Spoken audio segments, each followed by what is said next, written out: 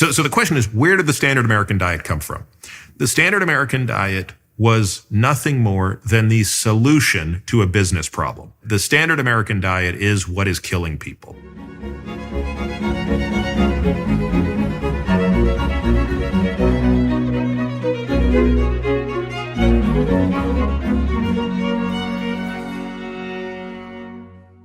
Hello, everyone. Today I'm speaking with physician, longevity expert, and now author, Dr. Peter Attia.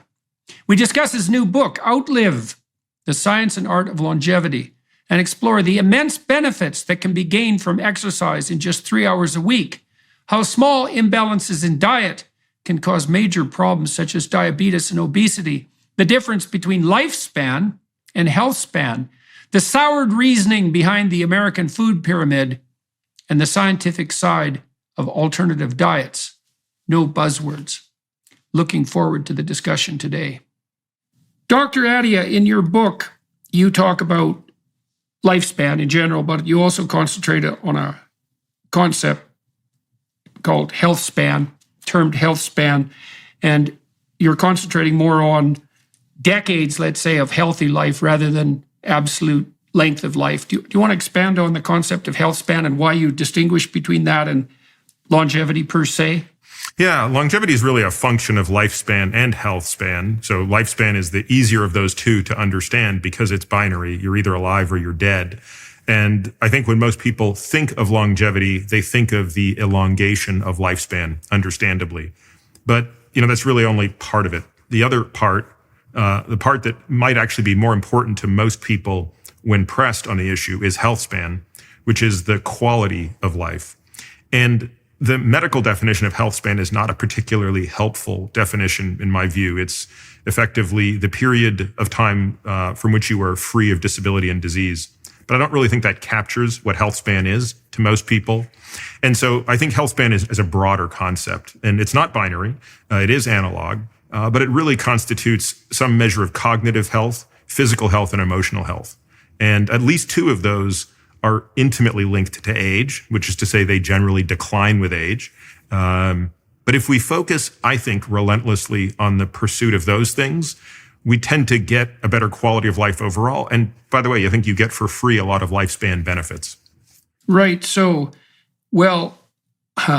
it's very important to get the definitions and the measurements right because systems optimize to maximize their score on what they're measured by. And I suppose living to 140 wouldn't be so good if you were senile for the last 70 years and institutionalized, for example. And so it sounds like when you talk about health span, you're intermingling two quality of life issues. One would be the expansion of youth rather than longevity per se. And then something associated with the existential quality of life. So maybe we could start with, does that seem to capture, the interaction of those two things seem to capture what you're talking about with regard to health span? Yeah, I think so. I think that the cognitive and physical piece are the pieces that do decline with age. And we want to preserve those as long as possible. And we can be very specific about what those things are, by the way, right? We could drill into what is cognitive health span, what is physical health span. And then that other one that is not so age dependent might be at least as important and probably, frankly, falls much more into your wheelhouse than mine, professionally at least. And that is about the quality of a person's life and the quality of their relationships, their sense of purpose, and things of that nature. The content I've created over the past year represents some of my best to date, as I've undertaken additional extensive exploration in today's most challenging topics and experienced a nice increment in production quality, courtesy of Daily Wire Plus. We all want you to benefit from the knowledge gained throughout this adventurous journey. I'm pleased to let you know that for a limited time, you're invited to access all my content with a 7-day free trial at Daily Wire Plus. This will provide you with full access to my new in-depth series on marriage, as well as guidance for creating a life vision, and my series exploring the book of Exodus. You'll also find there the complete library of all my podcasts and lectures. I have a plethora of new content in development that will be coming soon exclusively on Daily Wire Plus. Voices of reason and resistance are few and far between, these strange days. Click on the link below if you want to learn more. And thank you for watching and listening.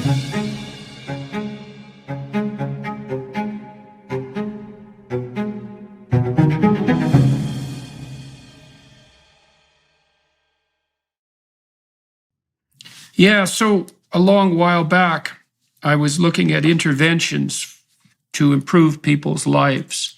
And I knew at that point that cognitive decline was a major problem, especially in terms of, productivity and general competence. And so it's a pretty pronounced linear downhill trend on the fluid intelligence front from about the age of 25 forward. And that can decline precipitously in, say, late 70s, early 80s, especially with the onset of degenerative neurological diseases.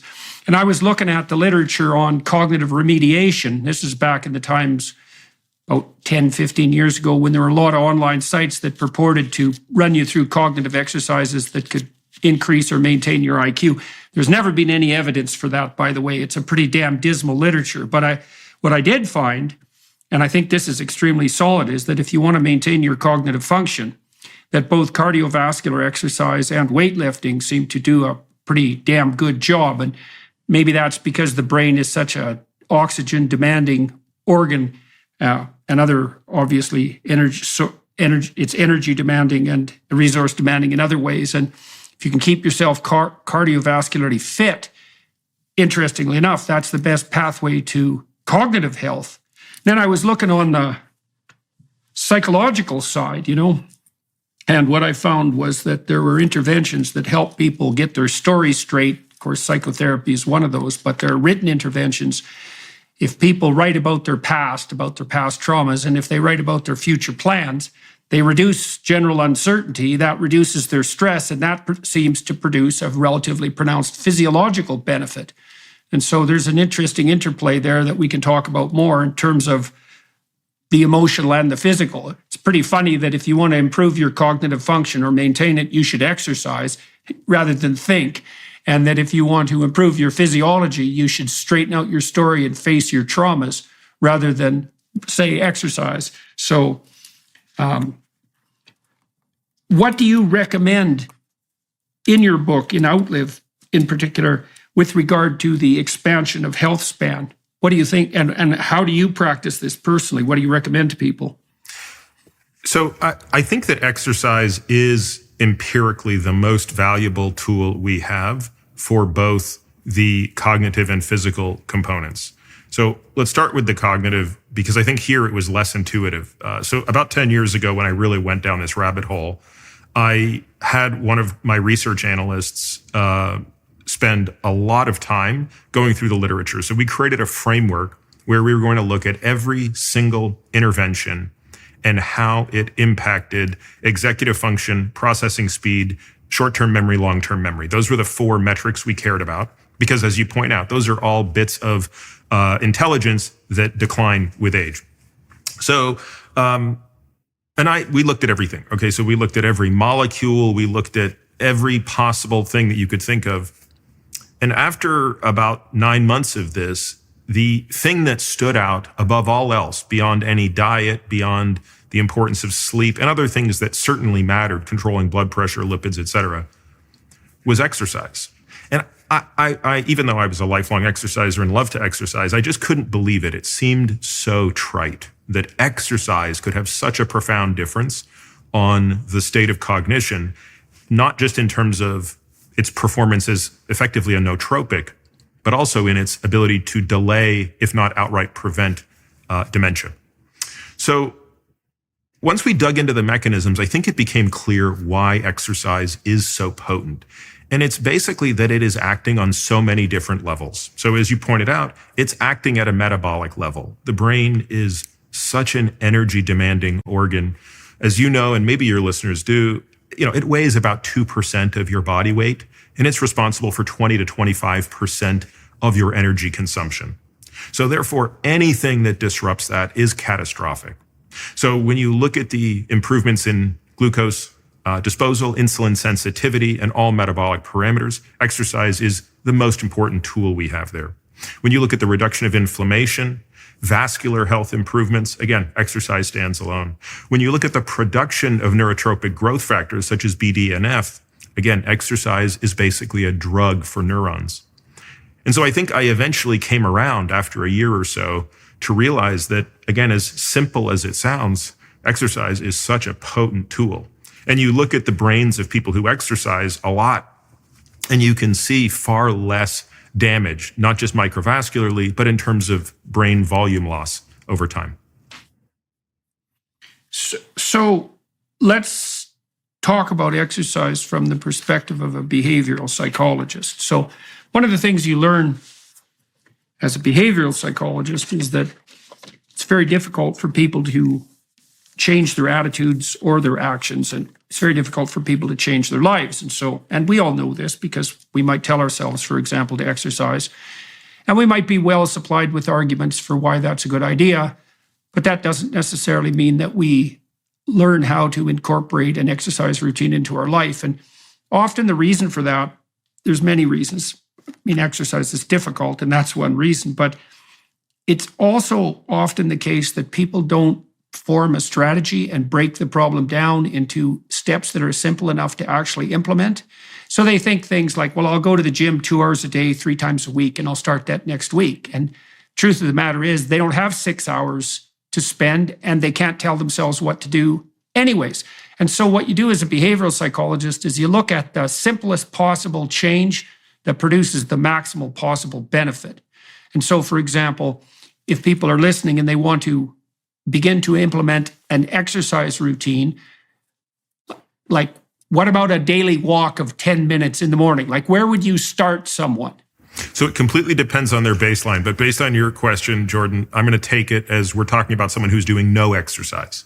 Yeah, let's start with them. Yeah. So the good news is, first of all, and I accept the fact that not everybody is swayed by data, but I at least want to put it out there. So if you're a person who's in the doing 0 exercise per week camp, the very good news is the benefit you get from going from 0 to 3 hours a week is a greater benefit than anyone gets along the exercise curve, right? So taking someone who's at 5 hours and taking them to 15 will produce less relative benefit than going from 0 to 3. So in other words, I want that person to see some real incentive for making this change.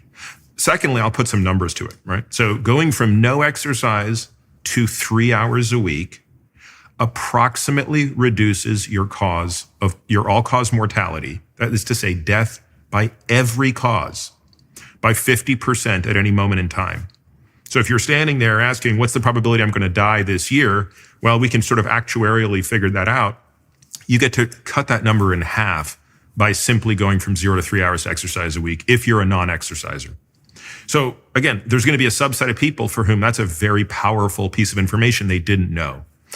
So then what I would say was, how do you do that? So I agree with you that you're much better off trying to do 30 minutes 6 times a week than 3 hours once a day, or 2 hours, in whatever fashion. So what I would say is the most effective way to do that is probably about 90 minutes of low intensity cardio. And for a person who's not particularly fit, that's going to amount to just brisk walking. Rather than tell them what to do, I tell them how to feel when they're doing it. So what you want to feel is out of breath enough that you can barely carry out a conversation, but you could if you had to, but not so out of breath that you can't carry on a conversation, and not so easy that you can speak easily. So there's that sweet spot in there. Physiologically, we call that zone 2, but I'm not going to bore them with that nomenclature. It's just basically 90 minutes, say 3 times 30 or 2 times 45 a week, where you're just out of breath enough that you don't want to talk, but you could if you had to. That's part 1. Right. So you push yourself slightly past your simple level of comfort. That's right. And so let me push on you a bit with regards to 3 hours a week. Again, from the perspective of taking someone from 0 to somewhere. What are the benefits? Let's say you talked about the benefits of walking something approximating 20 to 25 minutes a day. That can be dispersed out in various ways. you also mentioned like 2 45-minute sessions or 3 30-minute sessions. What would happen if someone goes from 0 to like 10 minutes a day or an hour a week? Where do the benefits of that 3 hours? Yeah, that's a great question. I don't think we have the fidelity of the data at that level because you generally don't push enough of a conditioning benefit. But I think what you're getting at, and we do this as well, is you want to separate between the behavior change and the physiologic change. And for some people, and James Clear has written a lot about this, but I think a lot of people have come to the same conclusion with any behavior change. If it's a person who's never done anything, you're right. The answer might be for every day when you wake up in the morning, rather than your normal routine of jumping in front of the computer, I want you to go and walk around the block once. It'll take 4 minutes. And so I don't want to represent you're going to get a physiologic benefit from that. You probably won't. But what you will get is you're going to start to reset a behavior, which is, the first thing I do in the morning now is this other thing. And we'll slowly increase that. And at some point, you will get a physiologic benefit. But what we're doing is planting the seed of how to change the behavior. Yeah, well, you could always expand that over a year. I mean, another thing I learned as a behavioral therapist, and this seems obvious, but it's not obvious enough so that people think about it or put it into practice, is that your life is made up of the very small number of things that you repeat every day. And these are often things that people consider trivial. So, for example, lots of people sit down to have dinner with their family every evening, and they don't consider that special. But because you do it every damn day for an hour and a half, it's like 8% of your life. So you only have to get 15 of those things in order, and you have your whole life in order. Same thing applies to a daily habit. And so if you started, say, walking for 10 minutes a day, well, that's 70 minutes a week, and that's 4 hours a month, or 50 hours, or 1 work week a year. And that's a substantive change. That's about 2% of your life, your waking life, something like that, or at least 2% of your awake working life. And so it's useful for everyone listening to understand that small changes that you maintain can be of radical importance. And once you're walking for 10 minutes a day, it's a hell of a lot easier to go to, say, 12 minutes than it is to go from 0 to walking at all. So, yeah. So, okay. So what do you think, what did you conclude as a consequence of going through the literature with regards to, say, weightlifting rather than cardiovascular exercise? So in biology, we look to integral functions to give us a sense of how valuable an input is. And you don't get many of them, okay? So most people are probably familiar with something called a hemoglobin A1C. It's a blood test you get at the doctor, and if it's high enough, it tells you if you have type 2 diabetes. So if the hemoglobin A1C is beyond 6.5%, that tells you that over the past 3 months, your average blood glucose has been 140 milligrams per deciliter, which is the cutoff for type 2 diabetes. So in that sense, hemoglobin A1C is an integral of your behavior over the past 3 months with respect to glucose. We don't have a lot of those, but we have 2 really amazing ones with respect to exercise. One of them is around strength and muscle mass, and one of them is around peak cardiorespiratory fitness. With respect to, so I'll just get to the punchline. The punchline is there is no metric that is more highly associated with living a long life. Just this is purely based on length of life. There's no metric anywhere in the medical literature that's more highly correlated with this than having a high VO2 max. VO2 max is a measure of your peak cardiorespiratory fitness. But the second most highly correlated metric of length of life is a composite metric of strength and muscle mass. So in other words, why people always ask me, why is it so important? I think it's important because those things are remarkable integral functions. VO2 max isn't just do you want to define integral? Oh yeah. Yeah. Good. Yeah. So they basically tell you, they add up the work that has been done to that point. So you don't just have a VO2 max because you woke up one day and decided to do something positive. You have a high VO2 max because you've been training very hard for a long period of time. in many cases for years. Similarly, a person doesn't just wake up and have a lot of muscle mass or have a lot of great strength. Those things are the product of a lot of work. And I think that's why they are so potent. In fact, they are far more potent as predictors of a long life than all of the negative things you can imagine are predictors of a short life. So when you look at things like smoking, type 2 diabetes, hypertension, even the presence of cancer has a lesser impact on the shortness of your life than those other variables have on the length of your life. Yeah, I've read that grip strength, for example, is a good marker of propensity for longevity, well, in everyone, but particularly in elderly people. And it isn't, as you pointed out, because grip strength per se is particularly important, but because grip strength happens to be a good marker for overall, what would you say, psychophysiological integrity. 100%. 100%. So, yeah. It's grip strength is one of the most potent. So put it this way. If you compare the top decile to the bottom decile in grip strength, it's a 70% difference in incidence and death from dementia, all-cause dementia, not just Alzheimer's, every form of dementia. When I was in my mid-20s, when I was 21, 22, I weighed about 130 pounds, 135 pounds. I was 6'1", and so very, very thin. And I spent about 4 years intensely weightlifting and packed on about 35 pounds of muscle. I'd eat like a mad dog for about 3 years to do that. But one of the things I noticed that was really cool was that I also got to be a lot more coordinated. I was using free weights, because free weights help exercise all the little muscles and tendons. But it also seemed to me to be unbelievably useful for facilitating nerve myelinization. And I think now that was probably a good marker. That increase in coordination was probably a good marker for improved neurological function. And so, as you age, it doesn't get a lot of attention, but sarcopenia, which is the loss of muscle mass, the wasting away that occurs with aging. And again, this begins rather subtly.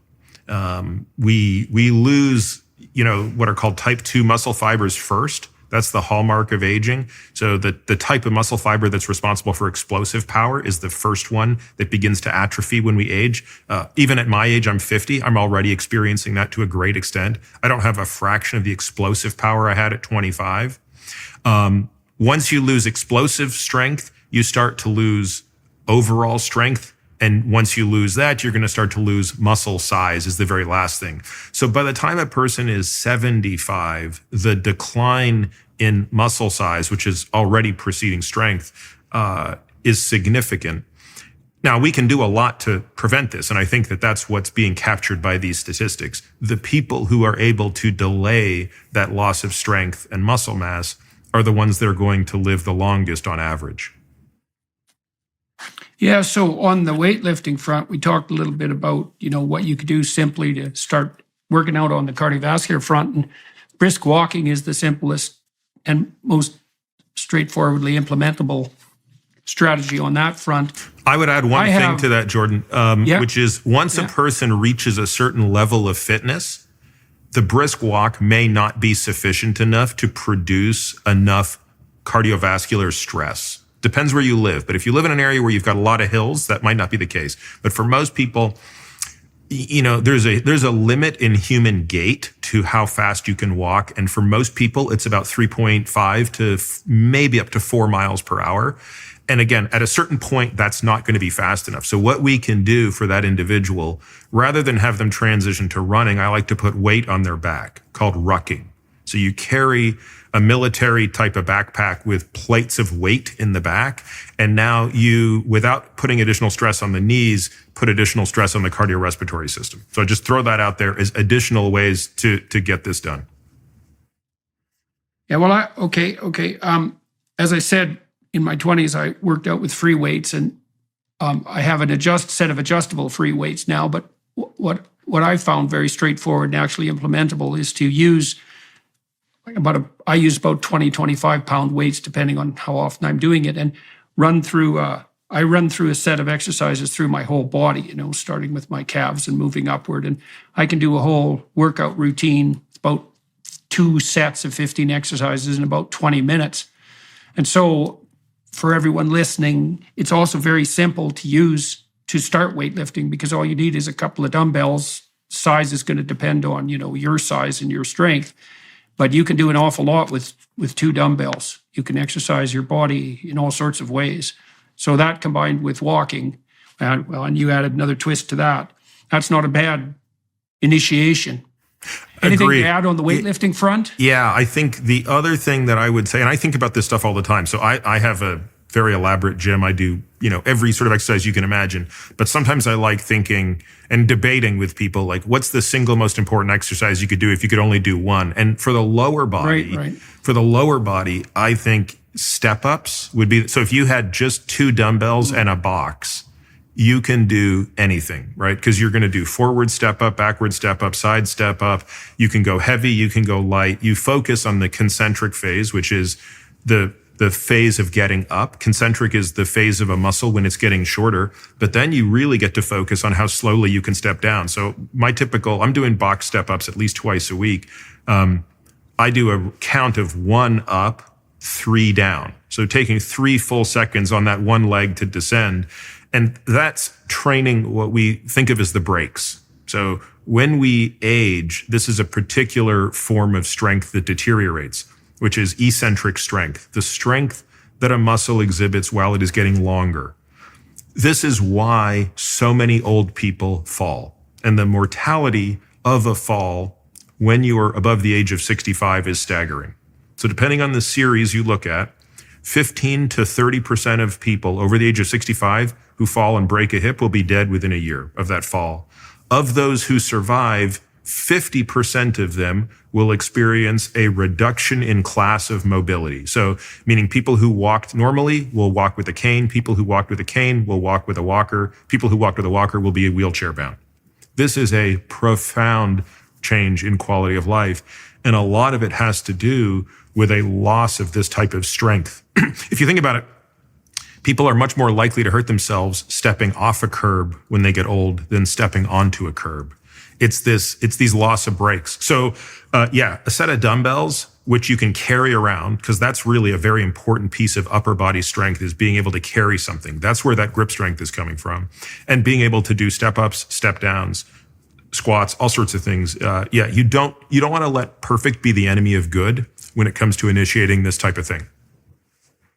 How high does the box work? Can you use steps? Stairs or do you So I think a box is superior. What you want to be able to do is work up to a height such that when the foot is on the box, the front leg is on the box, the thigh is parallel to the ground. So for most people, that's 16 inches, maybe 18 inches. A very tall person might be 20 inches. I recommend people start at a 12-inch step. Until they, sort of, and you start with your body weight. Let's be clear. I mean, for many people, just doing a proper step up and step down with body weight at 12 inches is right. And actually, in the book, it was becoming so difficult to write about this in detail that I did. There's a whole section where I write about how to do this, but in the end, we created a thing on our website where I just have a bunch of videos where I illustrate these things. So in the book, it directs people to where to go to just see, I think, 8 or 9 videos of the most important exercises that I think people should be able to do. Well, we should put that in the video description, so we'll have to remember to do that. Yeah. All right. Let's segue, if you don't mind, to nutrition and diet, and we can talk about obesity, diabetes, and inflammation on that front. I was interested in your comments on diabetes. So my understanding, and this is entangled with the problem of obesity. My understanding is that when physicians test for blood sugar, they age adjust the norms. And that strikes me as, let's say, peculiar, because it seems self-evident that if you have normal levels of blood sugar at 40, but that would make you diabetic or pre-diabetic at 20, then you're actually diabetic or pre-diabetic. And what that implies is that the rate of diabetes, which is already ridiculously and preposterously and devastatingly high, is actually much higher than we think. So Correct me if I'm wrong, or elaborate on that if you would, if you think I'm onto something there. So we don't do that. I can't speak to what any other physician does, but in our practice, we hold everybody to the same standard. I think we will acknowledge on one metric, because we use a standardized dose of glucose when we do what's called an oral glucose tolerance test. We will give women a little bit more latitude because they don't have as much muscle mass. So there's a particular test that we do where we give people 75 grams of glucose and we time at 30, 60, 90, and 120 minutes what their glucose and insulin level is. And in that window of time, what you are testing is how efficiently do their muscles take up glucose. That's called glucose disposal. So you're measuring insulin sensitivity and glucose disposal. And in that window of time, that's the only place you can put the excess glucose. And because women have less muscle than men, we will tolerate a slightly higher glucose response, but we want the same insulin response. So it's a very subtle difference. But no, we don't age adjust for anybody. We want a 60-year-old to be as effective at this as a 30-year-old. Whether you're feeling stressed, anxious, or simply seeking a moment of peace and tranquility, the Hallow app has something for you. Hallow offers an incredible range of guided meditations and prayers that are designed to help you deepen your spirituality and strengthen your connection to God. With Hallow, you can explore different themes and types of prayer and meditation, such as gratitude, forgiveness, and centering prayer. You can also choose from different lengths of meditation to fit your schedule, whether you have a few minutes or an hour. With its user-friendly interface and hundreds of guided meditations, the Hallow app has quickly become a go-to resource for people seeking spiritual growth and healing. Download the app for free at hallow.com/Jordan. You can set prayer reminders and track your progress along the way. Hallow is truly transformative and will help you connect with your faith on a deeper level. So what are you waiting for? Download the Hallow app today at hallow.com/Jordan. That's hallow.com/Jordan. Once again, it's hallow.com/Jordan for an exclusive 3-month free trial of all 6,000 plus prayers and meditations. So can you outline for people what happens during normal Western aging, let's say on the insulin and glucose metabolism front, and what that implies for age-related degenerative diseases? It's a very interesting thing, and we're not entirely clear why, but there is an unmistakable decline in insulin sensitivity as a person ages.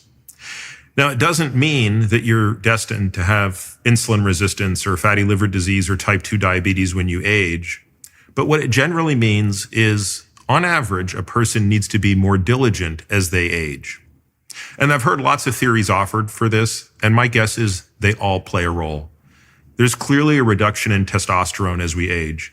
Testosterone is a very pro-metabolic health hormone, right? So testosterone promotes lipolysis of fat by muscle. It promotes insulin sensitivity. In fact, there was a clinical trial about 1.5 years ago that looked at men without type 2 diabetes, but who were pre-diabetic, on and off testosterone replacement therapy, and you showed a significant reduction in the progression to type 2 diabetes in men on testosterone. So clearly the decline of testosterone is playing a role in both men and women, by the way. We also see less expression or less activity of an enzyme called lipoprotein lipase, LPL, where it shifts more of its activity from muscle to fat. This is, again, an enzyme that is responsible for the breakdown of fat. There are also other things, as you pointed out, such as inflammation that increases with aging. We also tend to be less active as we age.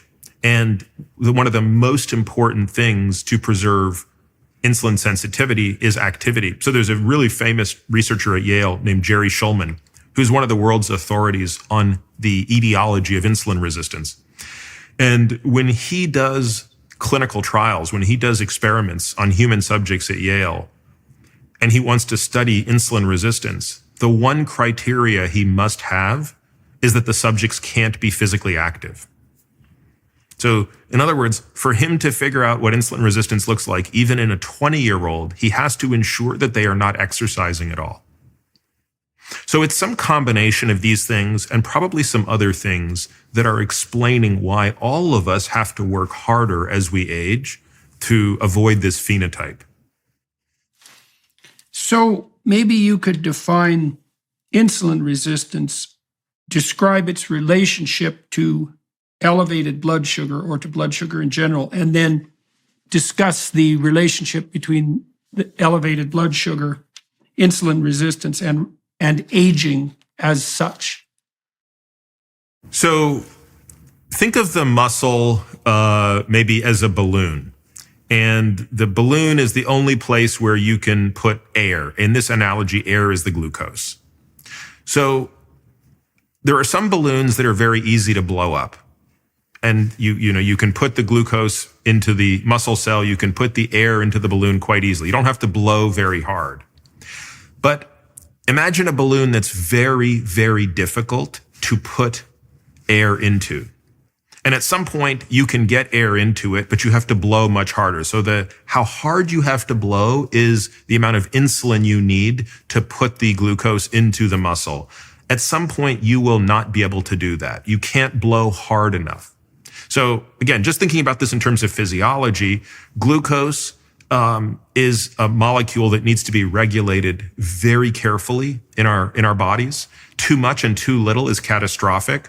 And so the body does a great job of trying to take excess glucose out of the circulation and put it into muscle cells. By the way, just to put this in context, Jordan, a healthy person has about 1 teaspoon of glucose floating around all of their circulation at any moment in time. A person with 1 teaspoon. 1 teaspoon. A person with frank diabetes has 2 teaspoons. That's the difference between healthy and nearly dying, right? It's profound. And how many teaspoons of sugar are in a bottle of Coke? It's 30, I think, or 35. About 8. About 8 teaspoons in a small. I guess I was thinking of a big. Maybe I was thinking in a big 2 liter. In a big 2 liter, it would probably be about that. Yeah. Yeah. Right. So our body is amazing at doing this, but it's a very delicate dance between how much insulin do you need to make that happen. And the canary in the coal mine of insulin resistance is after a person is challenged with glucose, even if their glucose levels normalize, they needed supranormal levels of insulin to do it. That's the initial blowing too hard on the balloon.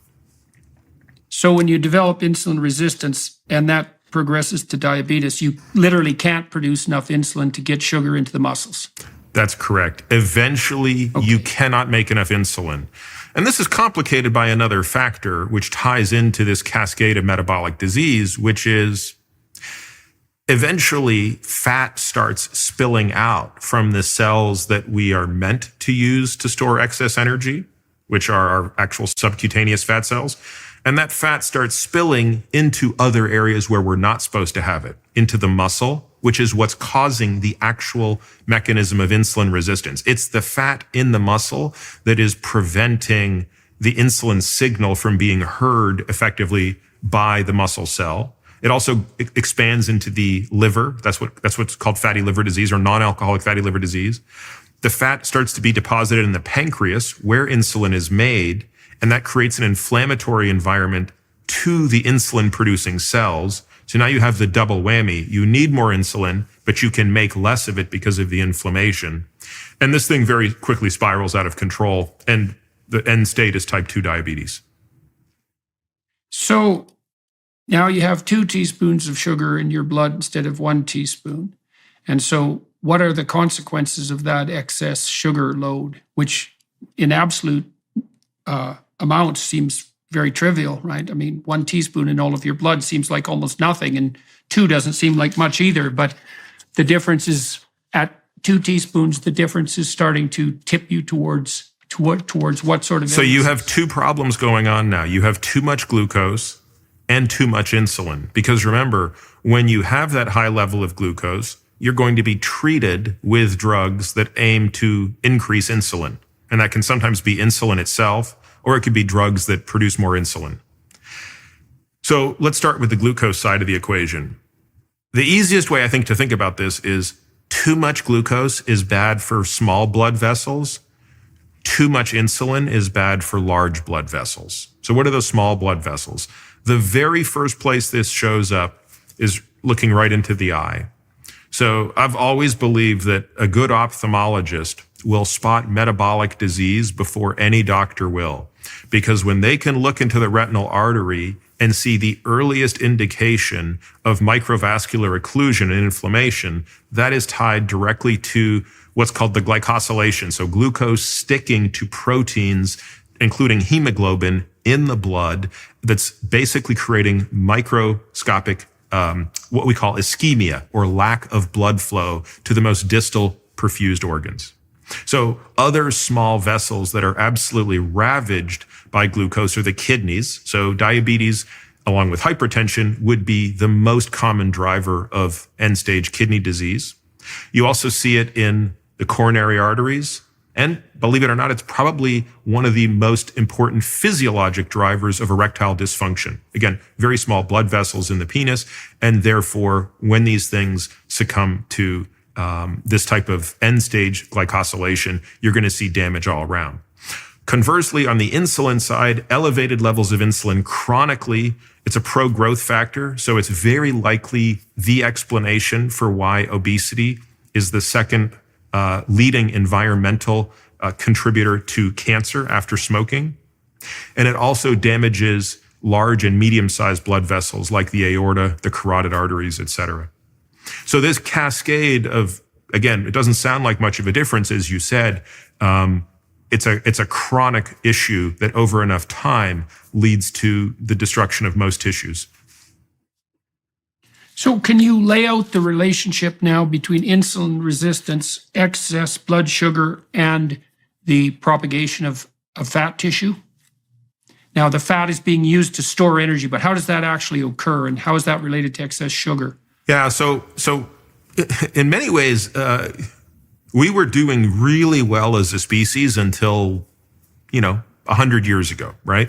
In that, what allowed us to have this remarkable escape from all other species vis-a-vis natural selection was this ability to store energy and fuel our brains. So as we talked about earlier, like the brain is such an energy demanding organ that we couldn't have survived if we didn't have a way to keep energy portable with us. How would we survive a day with no food if we didn't have a way to store energy? Because certainly more than one day, you have to use fat stores to get by. You can't just rely on glucose stores. So we have this very efficient way to do it. We have a very safe depot of subcutaneous fat where we can put fat in it, which is excess energy, and that's primarily fatty acids and also excess glucose can be stored in this form. And we can acquire it as we need it, right? So, when energy stores are low, you go and you get that. Or when energy itself is low, you go and acquire this. The problem comes when you exceed the capacity of that. So the way I describe it in the book is everybody, and this is largely determined genetically, everybody has a bathtub. Some people have a really big bathtub. Some people have a really little bathtub. The bathtub is the total capacity of your fat cells to store fat. So water goes into the fat cell. That's the food you're eating. There's a little drain at the bottom, which is all the energy you're expending. That's coming out. And therefore, the energy in less the energy out determines the balance of water in the tub.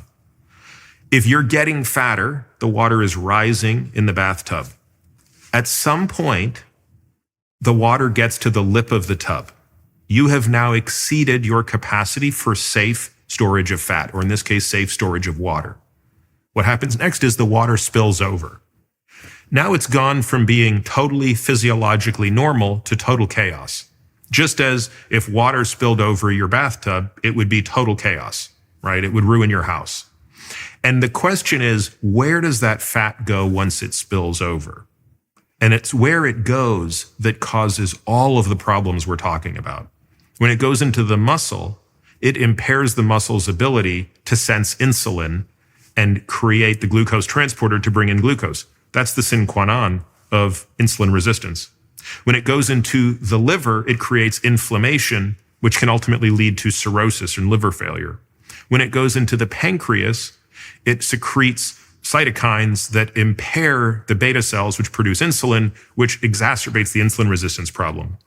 When it surrounds your organs as what we call visceral fat, it releases inflammatory cytokines that lead to cardiovascular disease disproportionately. So again, all of these things are happening not because we're getting fatter in the right place, i.e. water in the bathtub, but because we're getting fatter in the wrong place. And this is another example of which it doesn't take a lot of fat to spill over. If a person has 20 kilograms of fat in their fat cells, it causes no issue. It's the 2 kilos that have spilled out into all those other organs that are driving all the damage. Yeah, and I read too, this is another example of the dangers and sometimes benefits of the things that you repeat every day. I read at some point a while back that the obesity epidemic, such as it is, could be regarded as being caused by the additional consumption of one soft drink a day, non-diet soft drink, obviously. Because, of course, there's a lot of sugar, 8 teaspoons, which is 4 times as much as you have in your blood if you're diabetic, but you're doing it every day. Now, and so that is hard on the systems that use insulin to process sugar, but it also puts this demand on your body to deal with the excess glucose. How is that glucose converted to or stored in fat? What's that mechanism? So it's called, the technical name is de novo lipogenesis. Lipogenesis, making fat de novo from scratch. So the liver the liver is an amazing organ, by the way. It's just, if we're going to give a shout out to any organ in the body, it might have to be the liver. It's just an unsung hero. It doesn't get the attention it deserves. Just to go back to one other thing, this whole teaspoon of glucose in your bloodstream, if that number gets to half a teaspoon, you'll die.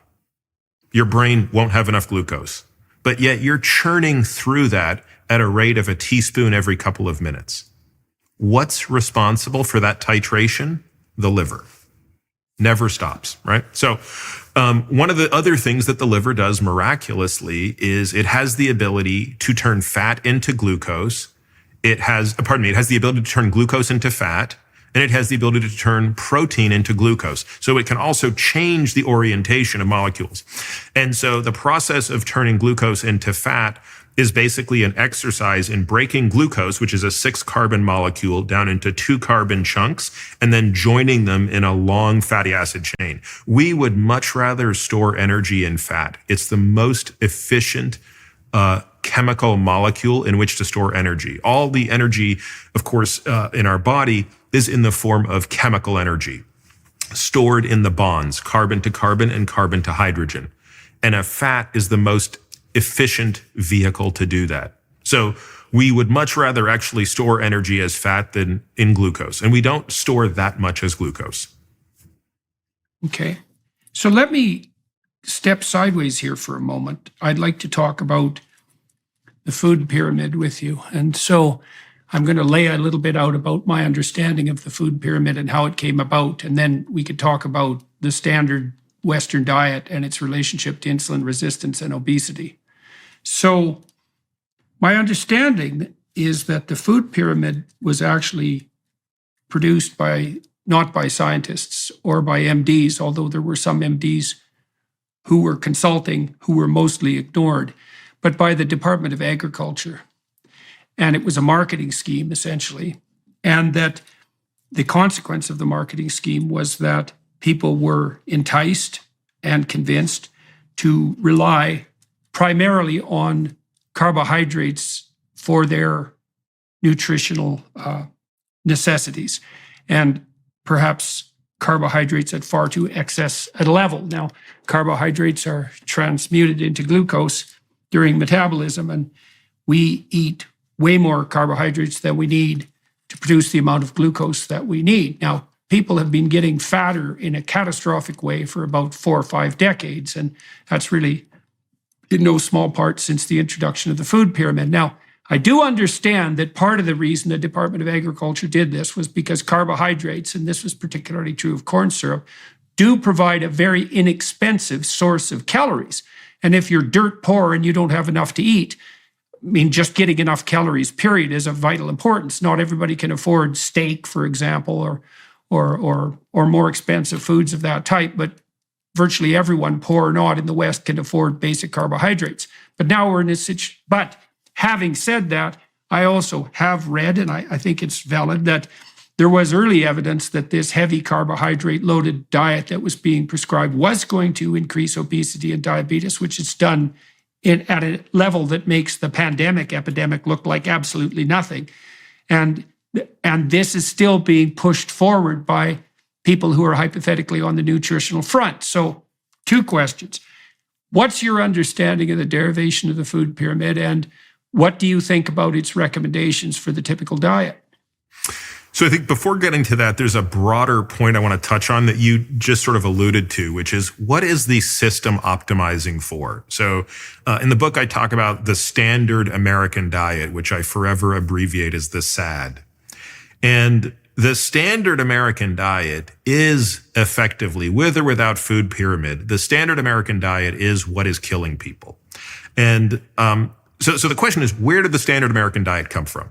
The standard American diet was nothing more than the solution to a business problem.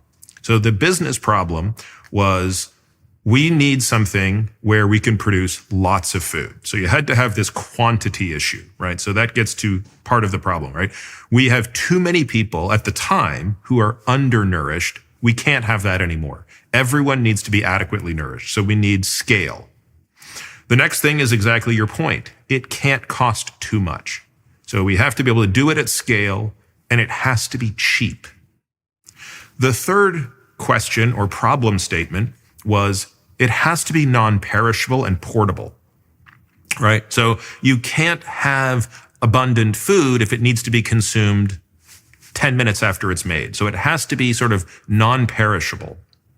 The fourth and final parameter, I guess, there would be, it has to taste really good. We have to make food very palatable. This, again, is just part of a business and marketing strategy. And what I argue, I guess, is that the solution to those 4 things is what we have today.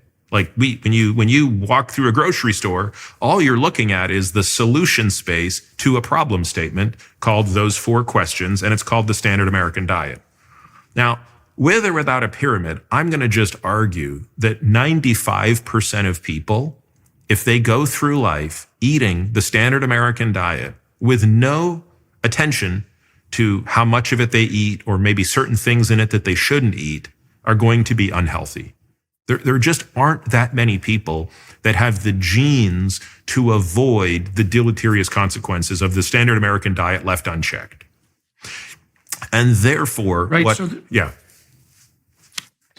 that was the least conspiratorial account of the origin of the American. Well, I mean, that I've heard, and that's fine. I mean, that's perfectly appropriate. I mean, I do think that we could give the devil his due and say the consequences that we have today of this epidemic of obesity was, in fact, the consequence of solving a problem too effectively. I mean, the middle of supermarkets, the outside edges of supermarkets don't contain generally highly processed carbohydrates, let's say, but the center does. And they are cheap, and they are delicious, and they are easily provided, and they are portable, and they aren't. And so that did solve the problem of undernutrition on the pure caloric front. So we're victims of our own success in that sense. And I suppose it's perfectly reasonable to dispense with the accusations that the food pyramid was nothing but a marketing scheme, because it did have to solve these 4 problems that you described, and did so. Yeah, I mean, I think what I certainly don't want to give the food industry a pass. I mean, we can certainly delve into that, which is to say, there's no question that data have been suppressed, right? There's no question that we're not having an honest discussion about the following. So, are all calories created equal from an energy balance standpoint? Sure. At an isocaloric level, if I give you 1,000 calories of Coca-Cola versus 1,000 calories of baked potatoes versus 1,000 calories of steak, it will have the same impact on your energy balance. But it won't have the same impact on your appetite and your ability to subsequently eat. I mean, to me, that's the most, I think, probably offensive aspect of where the food industry has failed, right? So the food industry didn't set out to kill people any more than the tobacco industry did. Where these people are effectively liable is in that they're not honest about the discussion until, it becomes too late. And the reality of it is junk food, I think, hijacks your normal appetite centers. And I know people who are very good at working within those confines. So I know people who can eat junk food in small amounts and continue to eat nutritious food and stay in overall energy balance. They can track their calories perfectly, and they can have a couple of Oreos and some ice cream here and there and drink a soda here and there, and they're all fine. What I can just tell you clinically, taking care of actual people who are not robots, on average, more people than not struggle with that. And with the introduction of these very hyper-palatable foods that kind of hijack your appetite, it tends to produce overeating. And ultimately, that's the problem at hand here. When people overeat, from whichever part of the pyramid they're going to overeat from, we're going to get down that whole cascade we just spoke about. It just so happens that I think the things at the bottom of the pyramid are the things that are making it easier for you to be disconnected from the true driver of appetite.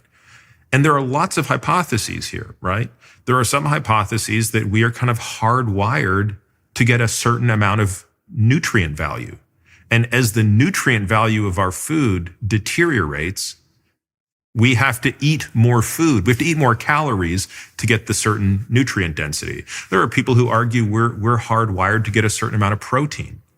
And as we're diluting protein content in food, we're eating more calories to get food. In other words, and by the way, I don't think any one of these particularly is necessarily the explanation. My guess is it could be a lot of the above, but it's probably the case that we are opportunistic omnivores, right? We grew up, we evolved eating pretty much anything we could, but we didn't eat that much of it because we didn't really have that much of it, and we were wildly active. When you eliminate those two consequences, being opportunistic omnivores is not working for most of us. We have to be more selective to push back against the amazing success of our civilization.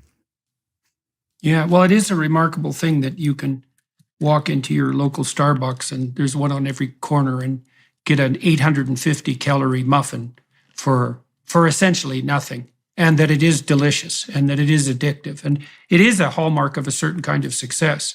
I'm going to go sideways here for a minute, and because I have something, I suppose, that's slightly more on the personal side to ask you about. So as you may or may not know, my daughter was very ill with a plethora of immunological problems, including very serious juvenile arthritis. And it just about killed her. It did destroyed 2 of her joints, and she had another 38 that were affected, and so she was always in a lot of pain. And I looked into the role that diet played in arthritis through the scientific literature for a couple of years and found 2 things, and they were somewhat contradictory. And one was that there was no real evidence that any specific elements of diet had been linked to juvenile arthritis specifically. But, and this was a major but, if people who are arthritic fasted completely, then their arthritic symptoms often disappeared.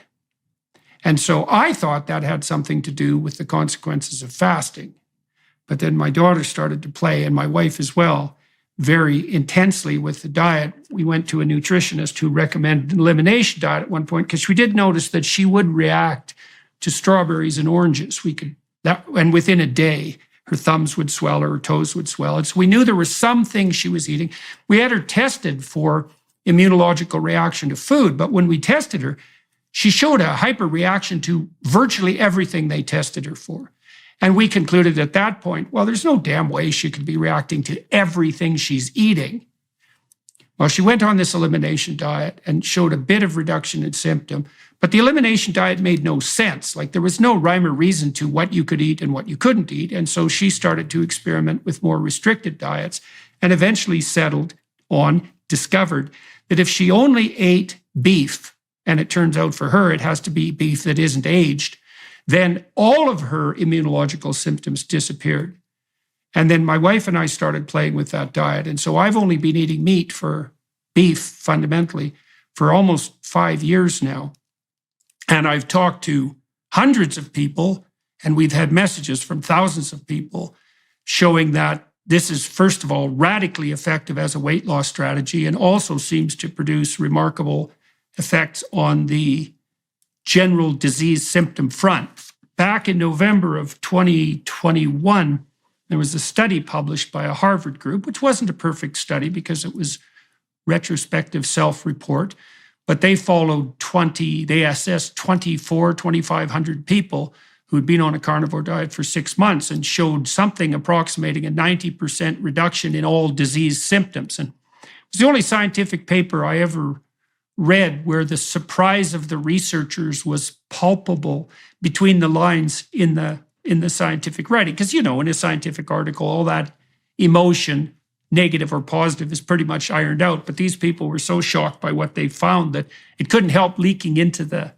document. And so, well, this has been quite surprising to me, because I never imagined in my wildest dreams, number one, that you could just live on meat, number two, that it would have such a salutary effect. So for me, a guy lost 52 pounds in 7 months. I went from 212 pounds to 165, which is exactly what I weighed when I was 23. And I've maintained that weight since. I can put on muscle mass with no problem, even though I'm 62. I had a host of inflammatory conditions, some of which were quite serious, including peripheral uveitis, which sometimes blinds people, in my right eye, and it disappeared completely, along with psoriasis and gastric reflux disorder, and, interestingly enough, gum disease, which is technically incurable, which is linked to cardiovascular degeneration, and which has gone away 100% in my case, according to multiple measures that my dentists have taken. And so when I've talked to many people who've lost like 100 pounds in a year, because they come to my talks, and who are just beside themselves, so to speak, as a consequence of experimenting with this diet. So that's the story. It's very strange. I don't talk about it that much because I'm not a nutritionist and because I'm still shell-shocked by it. But I'll tell you, it's something to be 60 and to have the same essential body morphology that I had when I was 23. And that had all disappeared from me in my early 50s. Yeah, you're not the first person I've heard this story from, Jordan. And I have to be honest with you, I just don't know how to explain it. The weight loss, by the way, is not the harder part to explain, right? So the more restrictive any diet is, the more one loses weight on average, right? So it wouldn't surprise me if we put a person on the all potato diet if they would lose weight. Whereas if you put somebody on the no lettuce diet, nobody's going to lose an ounce. So more restrictive diets, ketogenic diets, which are not as restrictive as what you're doing, are also very effective for weight loss. By the way, so is a zero fat diet. Now, it's a unpalatable diet, and I don't think it's a particularly healthy diet when you start restricting fat that much. The more interesting question to me is, and I can certainly understand if you would say, I have no desire to experiment further by introducing other elements to see if I can preserve this phenotype. But the most interesting question to me is, what are the other foods out there that you might be able to consume? Or in the case of your daughter, right? Like, is it? I'm obviously interested in that too. But what I have found, because I have now and then tried to eat carbohydrates, what I have found is that if I eat any of them, I start to crave them intensely. If I don't eat them at all, they don't bother me, assuming, and this goes to the calorie restriction issue, one of the ways of maintaining yourself on a keto diet or a carnivore diet, let's say, is to make sure you're never hungry. And I eat a lot of meat and a lot of high-fat meat, and so I'm never hungry. And I don't think that I'm calorie restricted at all because, I can eat a tomahawk steak sometimes in one sitting, which is about 35 ounces of meat. I never get hungry, and I eat high-fat carnivore snacks too. What I found is as long as I'm never hungry, then I'm not inclined to cheat. But if I do try something like an introduction of carbohydrates, first of all, some of my symptoms come back right away, like the GERDs, and I start craving like mad. So, Well, so that's my experience. Is it all carbohydrates, or like for example, if you introduce vegetables, non-starchy vegetables, what happens, both symptom-wise and craving-wise? Yeah, well, for a while I was eating nothing but meat and greens, but I still had some residual symptoms. My wife has a host of immunological problems that are somewhat low level, and I have a different host, and Michaela seemed to get all of them. And so, maybe we're absurdly sensitive for reasons that wouldn't be true of other people. But it's definitely the case that I do better. And believe me, this isn't something I particularly want. It is the case that I do better if I just stick to beef. Now, could I have pork and chicken? I had a very terrible bout of ill health, and I'm disinclined to do a lot of experimentation, although I'll probably try again in the future sometime. But I do know that beef works. We've been hypothesizing internally in our family, for what it's worth, is that the reason that beef works and that other ruminant animals, bison, so forth, lamb, goat, is because they process what they eat through so many stomachs that by the time it is actually turned into meat, there's pretty much nothing else there. So it's a very purified form of nutritional, very purified form of food. Now, like I said, that's anecdotal, and this is partly why I don't talk about it. But I can tell you, after you've talked to 1,000 people who tell you the same anecdote, you don't have an anecdote anymore. You have a hypothesis. And it's really quite something seeing these people who show me pictures of what they looked like a year ago. And, they were carrying around an extra person with them. And they're still shell-shocked by the transformation, because it's really something to lose, say, 150 pounds in a year. And so, I don't know what to make of that. I do know that the diet has actually been rejuvenating for my wife and I. Like, its effect on muscle tone has to be seen to be believed. And that's true even though both of us are 60. Like, my wife is in better shape from a musculature perspective now at 63 than she was when she was 40. And she was a very physically fit person who was exercising constantly and who was in pretty damn good shape. And to see that reverse rather than just, stop deteriorating, I don't really know what to make of it. I would love it to be studied prospectively. I'm very curious as to what's going on, in particular with that. I mean, there are lots of data out there showing the efficacy of a ketogenic diet in the amelioration of type 2 diabetes. I do think, look, when it comes to type 2 diabetes, any amount of weight loss is going to produce a benefit, but it seems that a ketogenic diet has the easiest compliance, and there might be something to the fact that it's kind of removing the thing of which there is an excess, right? By at least taking away the thing that is in most excess, it's easier to kickstart that. A fast, of course, is also a great way to kickstart that, right? Something about taking glycogen levels down in the liver and the muscle makes this easier. Well, the advantage too of the diet, the carnivore diet in particular, is because you can eat as much as you want. It's actually not a diet. The problem with diets is that they require privation, and they require almost continual privation, and then they also tend to produce a yo-yo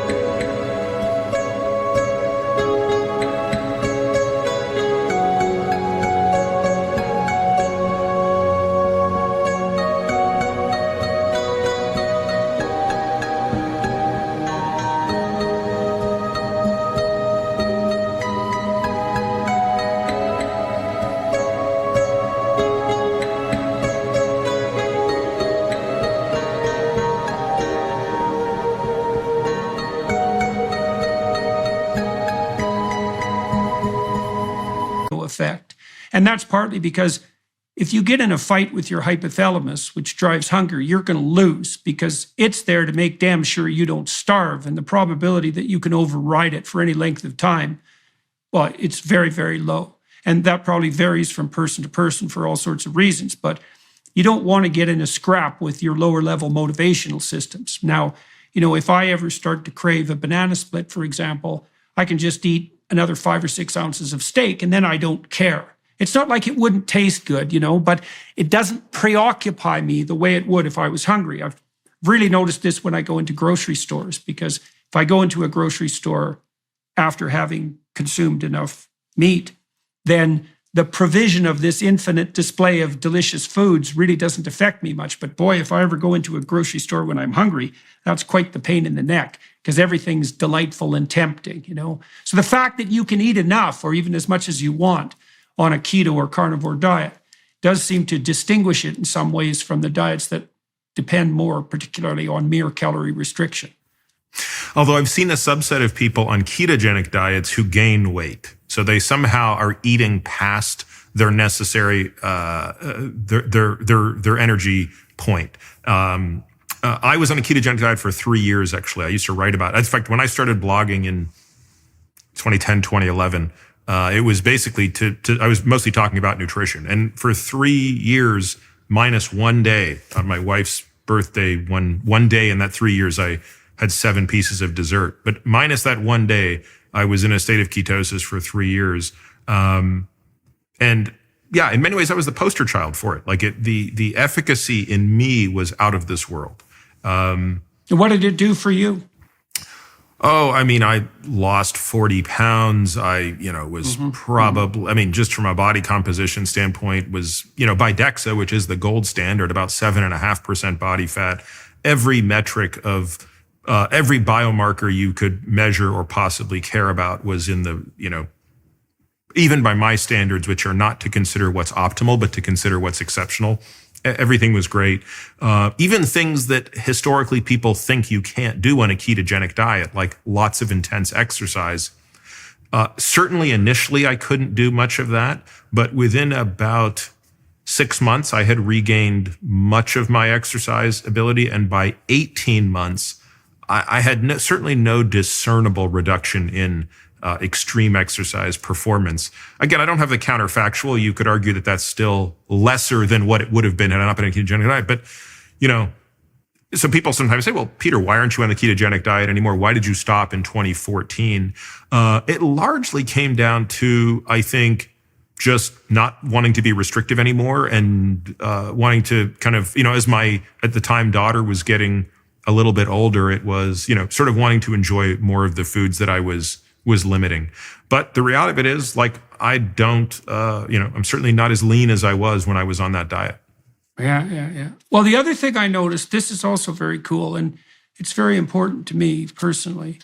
So I noticed that as I got older, my ability to concentrate when I was reading was deteriorating.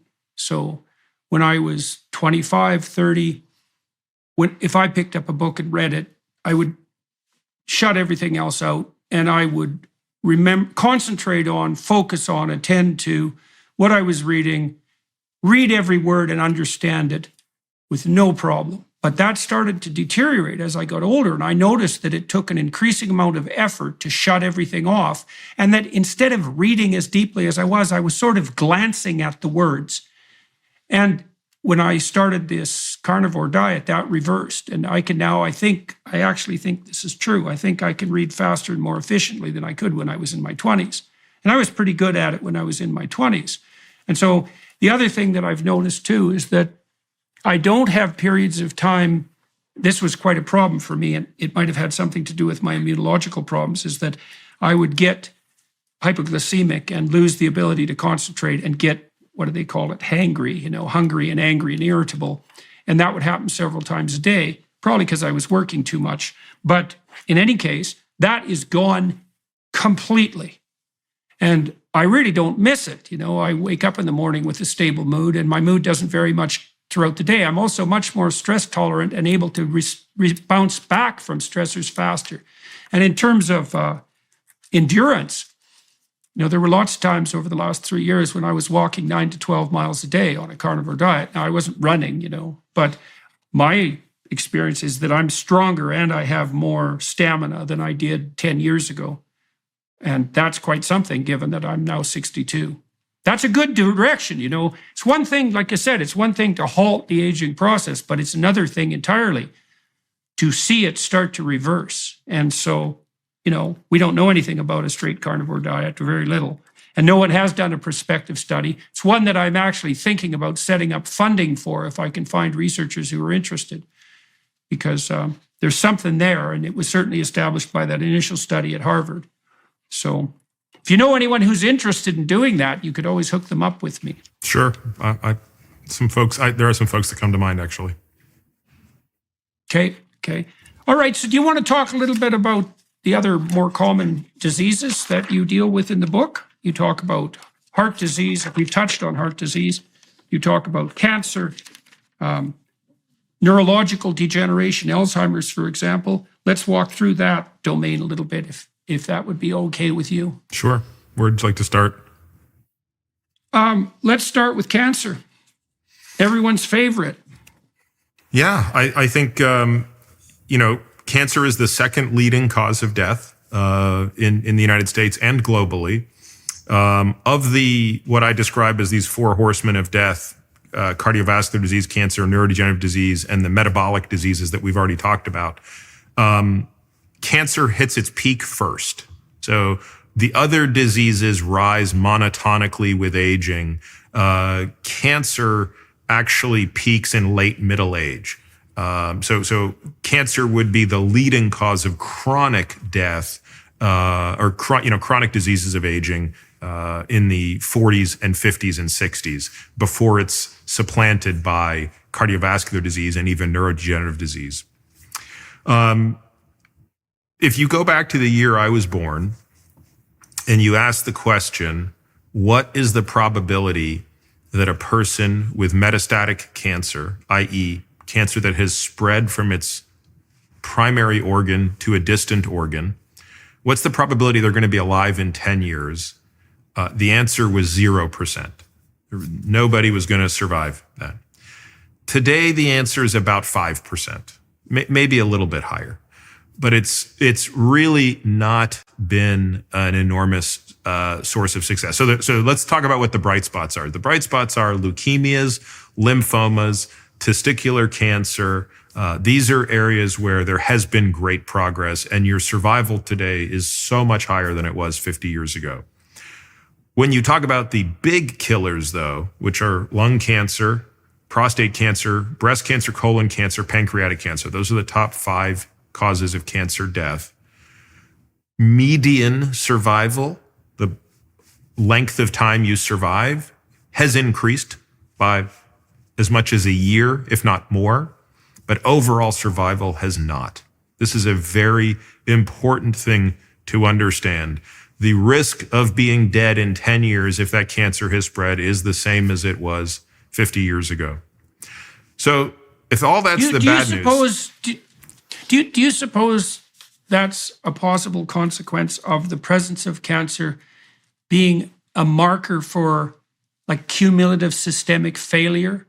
Is that it's if there's cancer somewhere, is it an indicator that many things have gone wrong at many levels? And so even if you treat the cancer, the probability that that's going to be life-saving is quite low? Or is it just a consequence of the tremendous capacity of metastatic cancers to spread? So there's a couple of things going on for cancer to take place. So the first critical step of a cancer is a genetic mutation has to happen.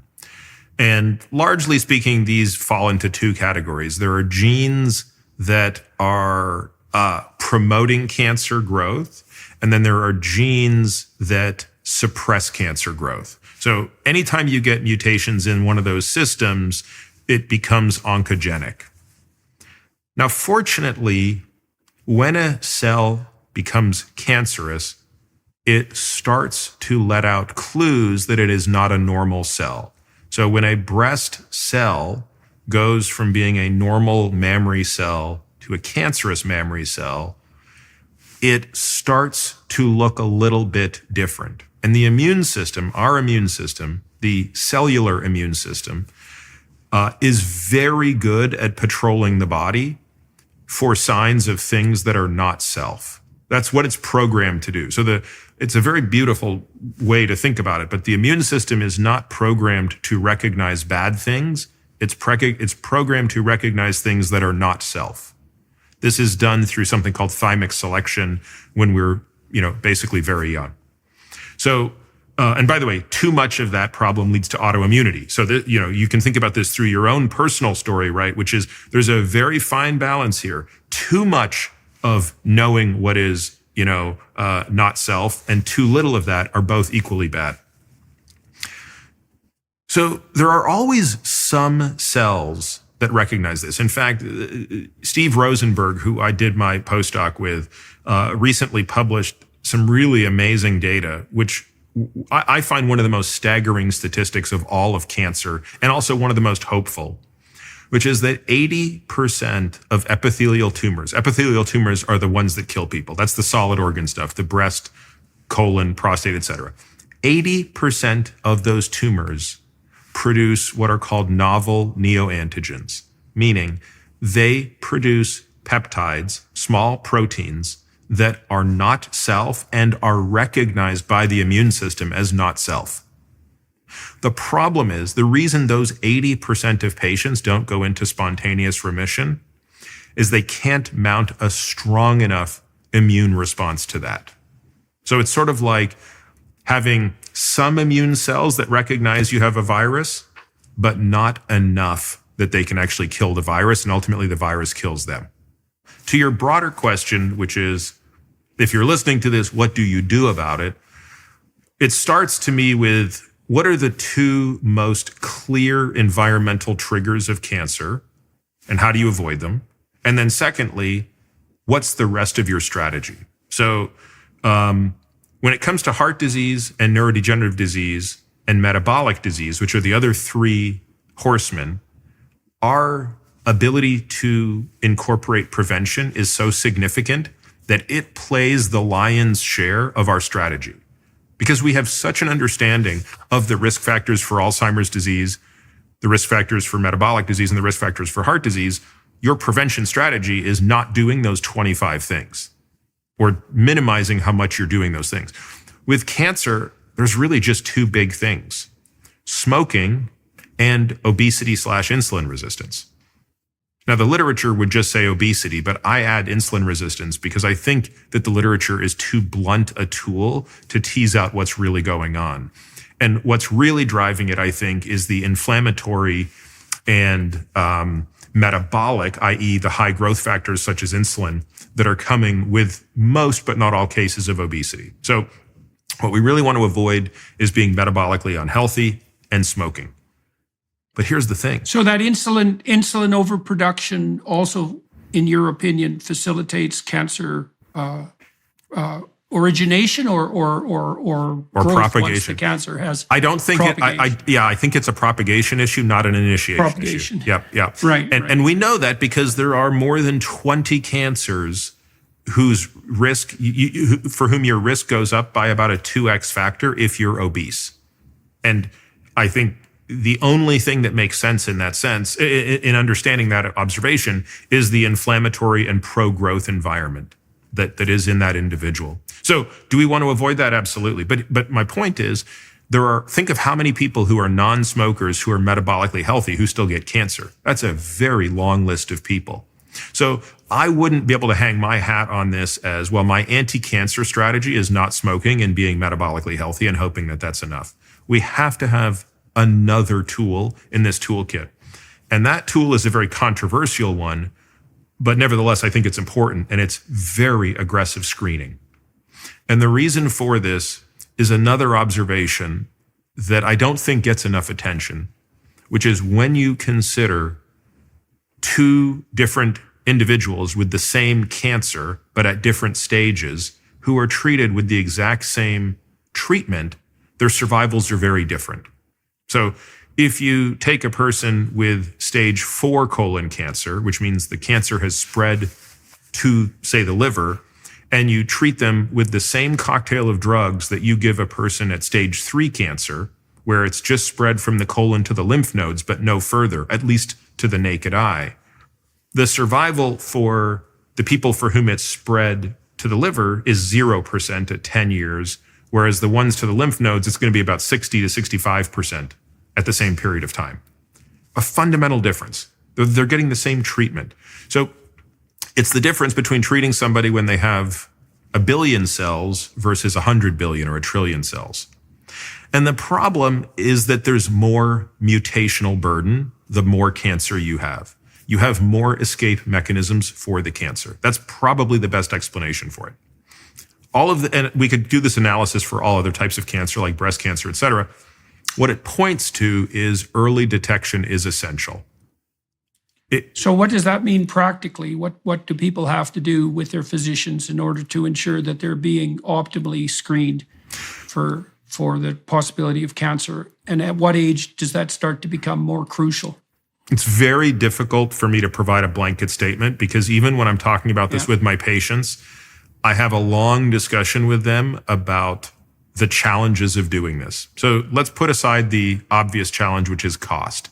None of the advanced types of screening or working at the advanced rate are going to be covered by insurance, right? So in the United States, it's recently been changed to 45 from 50 for the initial colonoscopy. That's an excellent step in the right direction. I still think it's about 5 years too late. I think even for a person without a family history of colon cancer, I would recommend, and at least for our patients, would recommend screening to begin at 40 instead of 45. The frequency with which... It's not cheaper for the insurance companies to screen than it is to pay for advanced cancer treatment in hopeless cases? Oh, it certainly is, but you're confounding something, which is, at least in the Canadian healthcare system, that might make more sense, because the government owns the risk for life. So at least if I don't, and I can't, despite the fact that I grew up in Toronto, I can't really speak to the Canadian healthcare system with any authority, but at least that's something Canada has going for it, which is when you're 40 getting a colonoscopy, or when you're 50 getting a colonoscopy that catches a little polyp that costs nothing to remove and prevent it from going to cancer, you still own that life and that risk 10 years later. In the US, that's not the case. In the US, people are never really owned from a risk perspective by one entity for very long. So there's much, much less incentive in our system, unfortunately, to truly invest in prevention. And that's if we were to talk about the structural problems of the US healthcare system, that might be the single most important one. Well, the other problem on the prevention front, is that prevention isn't dramatic, because you get no credit for preventing 100 things that don't happen. If you cure something, that's pretty dramatic, because someone's ill and you cure them, and the fact that they're no longer ill is self-evident. But if you stop something cold in its tracks, all that happens is that people pay attention to other problems and other, let's say, more showy and noticeable cures. And so it's not only hard to fund prevention, it's also hard to market it, right? Because you can't give credit to the people who've managed it.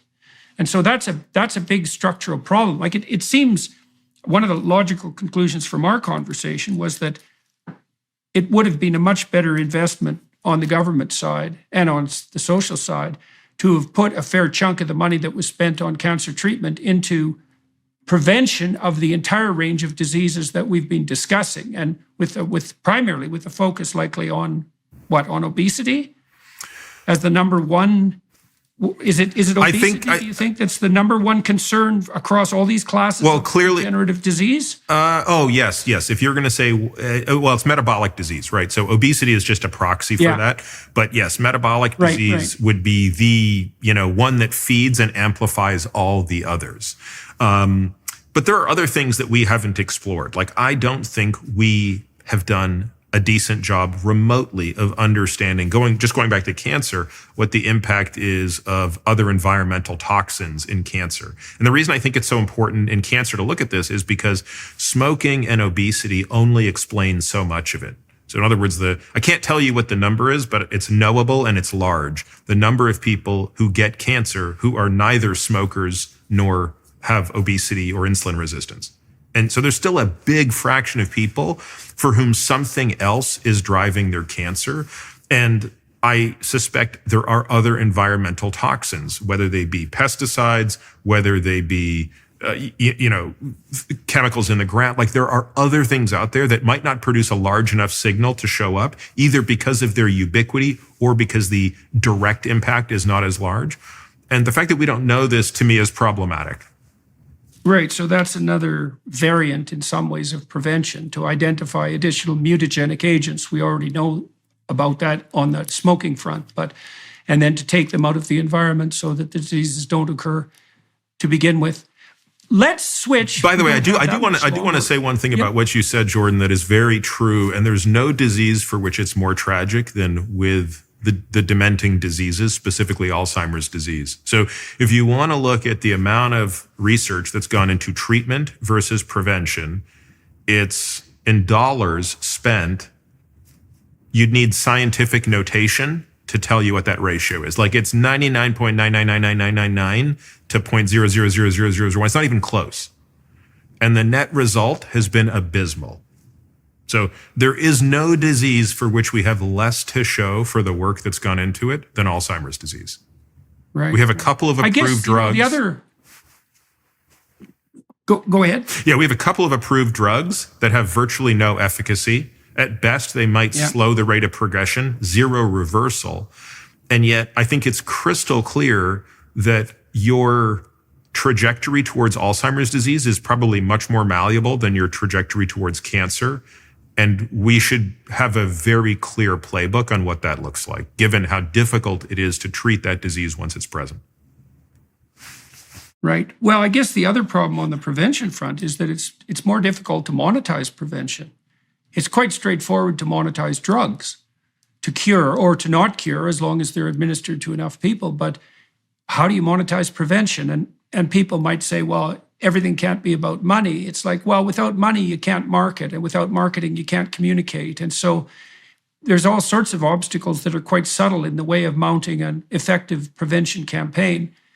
But it certainly seems, let's close with two questions. One might be, if you could seize control of public health spending on the research and public policy front, where would you devote the bulk of resources now? I mean,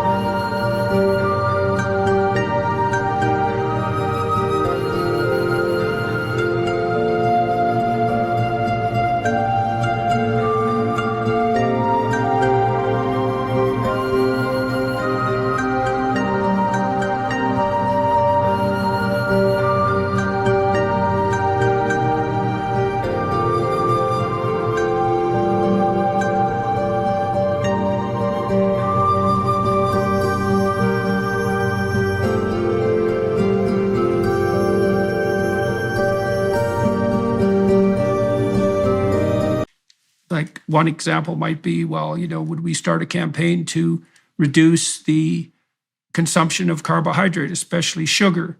But we talked about other elements of prevention as well. If we were going to spend our money, research money and our public health money efficiently and get the most bang for the buck, where do you think we should spend it? And what evidence do you have to support that? It's really hard to say, because this is just as much a behavioral question as it is a scientific or medical question. Again, the numbers point back to exercise, Jordan. There's no ambiguity about that, right? You're going to get more benefit in a person's health if you get their VO2 max high, you put lots of muscle mass on them, and you create a high degree of strength. And that's going to be true for men, women, young, old. It doesn't matter. There is no exception to this rule. And therefore, I would put most of my resources from a public health standpoint into how do you do that? How do you make exercise something that is interwoven from preschool onward at a level that is truly efficacious? And that's going to not just mean getting people to exercise. It's going to be figuring out ways to change the environment that supports being active more often, so that you're being active and not even when you're not exercising. But it's also going to involve understanding that everybody's different. There are some people who hate exercise, and what do you need to do to make it more enjoyable for those people? What kind of financial incentives do you put in place for people to exercise? Because I really do believe carrots can be more effective than sticks here. And, simply, I mean, people are sitting here talking about, universal basic income as a potential way to alleviate some of the societal problems. Well, if we're going to be paying people, maybe paying them to exercise and providing, a way for a really good incentive around this, because it's going to obviously save cost, but I think more importantly, improve the quality of a person's life. No individual cares about the cost, right? Because they're not bearing the cost. So that's the arguments around that I don't think matter. I think the only thing that matters is, can we have you do something that's going to improve the quality of your life? Wonder what would happen if we took kids out for a 15-minute walk every morning as part of the school curriculum and made that habitual.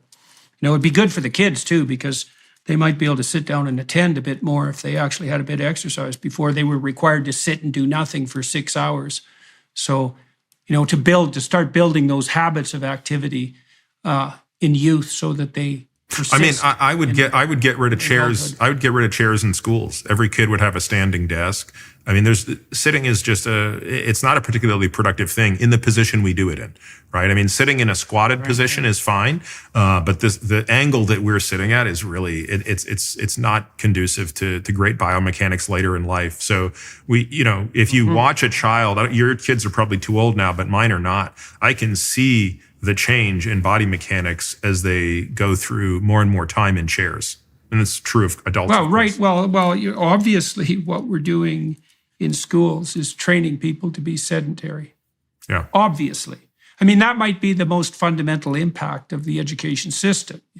I read an interesting book years ago called Systemantics by a man named John Gall, and it's a set of aphorisms about how systems work, and one of the aphorisms, which I never forgot, was the system does not do what its name says it does.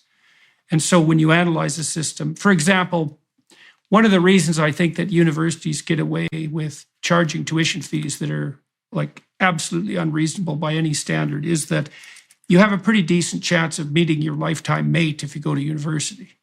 And so it might be that the fundamental function of universities is to aid in the process of assortative mating. Systems are very complex, and hypothetically, the education system educates kids, but its fundamental function, for all we know, might be to turn people into sedentary and obese adults. Because we don't know, right? We're not smart enough to analyze the behavior of these complex systems. Let's end with one final thing. We touched briefly on the issue of emotional health. And so tell me your thoughts on that in general. What are your recommendations in Outlive, in your book, and how do you associate the issue of psychological and emotional health with exercise and diet, for example, or any of the other lifestyle modification processes that we've discussed? So I think emotional health ties into this longevity equation in many ways. So you can start at a very extreme end. A low enough state of emotional health can be a direct threat to your life. So again, the most extreme example of that would be suicide.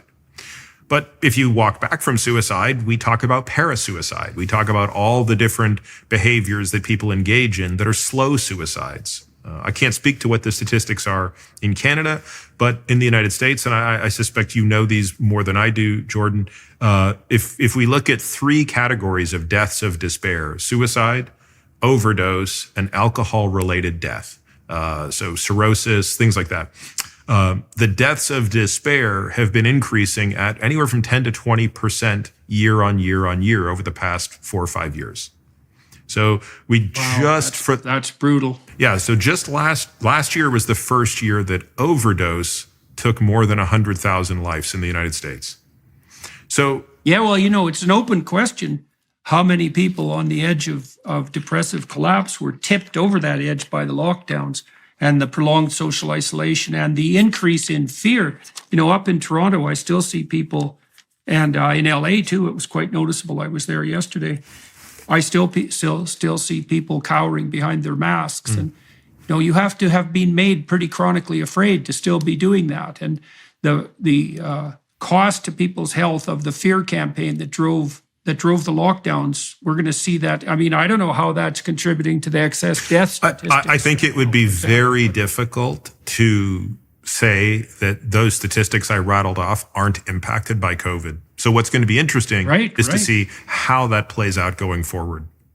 My point, of course, is that these deaths of despair are a very extreme example of how emotional health impacts longevity directly, right? Here, it's just truncating lifespan way too soon. In fact, overdose is now the leading cause of death in the United States for people aged 10 to 55.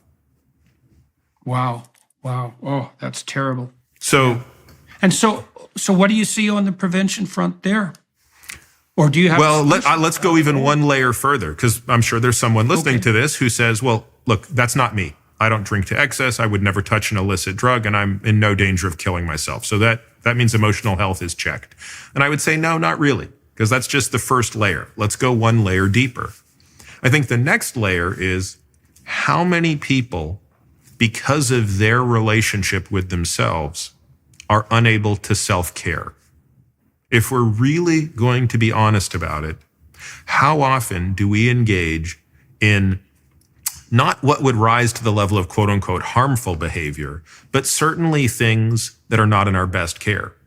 Eating a little bit too much, not exercising enough, not sleeping well, engaging in behaviors or failing to engage in healthy behaviors. Now, I see this constantly with patients where it's not that they don't know what to do. It's not that they don't know that they should exercise, but if you really push them, they have a negative relationship with themselves that is preventing them from taking care of themselves. And I would say that the impact on length of life there and quality of life is much bigger than the deaths of despair, but it's much harder to quantify. So then I'd go even one step further and say, okay, well, you're not in category one, where you're an immediate threat to your life because of this your emotional health. And you're not even at the point where you're failing to take care of yourself. But now you maybe land where you're just not happy. Your relationships suck, right? You're a lousy father, you're a lousy husband, you're a lousy parent, any of these things. And you're basically living without a sense of why, right? You're not, as Esther Perel put it to me, what is the purpose of living longer if you're unhappy? And I think that that's probably the biggest circle. And that's, to me, one of the most interesting ones here. And again, for me personally, the one I wanted to explore the most in myself, which was how much of this obsession with longevity is about figuring out how to not die versus understanding how to live. Mm-hmm. And so what have you concluded on the treatment front in regards to that set of problems, or the prevention front, let's say? Well, again, it's worth caveating that everything that I write about in the book, I come to it with some lens of expertise, right? I mean, it's what I do for a living. It's what I've spent more than a decade researching. I can speak with some authority about cancer and heart disease and dementia and exercise and nutrition. When it comes to this particular issue, I have no expertise. I come at this through the lens of a patient. And therefore, I think everything I say must be taken with the understanding that it's somewhat anecdotal, and therefore needs to be explored with professionals who I think can bring to it, for example, the expertise you could bring to it. But I'll tell you what I've learned. I've learned that most people probably have some degree of unresolved business in their childhood that has produced adaptations. And in some cases, many of those adaptations are very good. and should continue, but some of those adaptations are negative. And that is malleable, right? So there's kind of this view of hope, which is you don't have to throw out the baby with the bathwater. You can, again, in my case, you can take some of those adaptations, which produce, hard work, discipline, all of these things, but you can get rid of some of the negative ones, such as the negative self-talk, the perfectionism, all of these other things that created a very negative impact on myself and those around me. So this requires very hard work. And unfortunately, it's not something that lends itself to the faint of heart. Unfortunately, at least in my experience, I'd be much more curious at your experience. Many people need to be at a local minima, not necessarily the rock bottom, but close to a rock bottom to start to probe those things. Well, I can tell you some of the things that I've learned, partly as a consequence of public lecturing and speaking to people constantly about how they might straighten up their life. The first thing I would say is we've run a series of studies on a set of programs I designed with my students and my previous graduates, my graduate supervisor, Robert Peel and Daniel Higgins. Peel was my supervisor and Higgins my student. We developed a suite of exercises called the Self-Authoring Suite. They're at selfauthoring.com. And the past authoring program helps you write an autobiography and clear up that excess baggage. And the present authoring program helps you analyze your faults and your virtues rather programmatically so that you can start to generate a strategy to rectify your faults and to capitalize on your virtues. And the future authoring program, which we've studied most intently, helps you develop a vision for the next 5 years. And if we have people do the future authoring program before they enter university, if they do 90 minutes of developing a vision, 90 minutes, that's all. No preparation with no one reviewing what they've written. The probability that they'll drop out falls 50% and their grade point average goes up 35%. And it is tied to precisely what you described, is that people need a reason to live. And I also, in this exercise, we help people break down the reasons to live. And this touches on another point that you made regarding relationships. You can't be healthy psychologically in the absence of a network of functional relationships. You need a partner, you need a family, you need friends, you need business colleagues. You have to be nested in a functional social hierarchy. And so we walk people through this process of vision development. We ask them what they would like to have in 5 years if they could have what they wanted and needed. We ask them how catastrophic their lives would be in 5 years if they let their bad habits get out of control. That sort of sets the parameters, right? Don't do this and do this. And then we ask them 7 questions. What do you want in an intimate relationship? What do you want in your friendships? What do you want for your job and your career? How are you going to educate yourself? How are you going to take care of yourself mentally and physically? What are you going to do with your time outside of work that's productive and generous? How are you going to shoulder some civic responsibility? I think that covers the fundamental domains. Those are places that people generally find meaning in their lives. And the upshot of all this is that almost no one has an explicit strategy for their life, and that's a catastrophe. What do they say? The people perish without a vision. This is literally the case, and this is precisely what we're talking about. But it turns out, just as in the case of exercise, you said you can get a walloping advantage from just going from 0 to 3 hours. Going from no plan at all to a hastily contrived 90-minute plan, well, like I said, that stops half the kids from dropping out of university.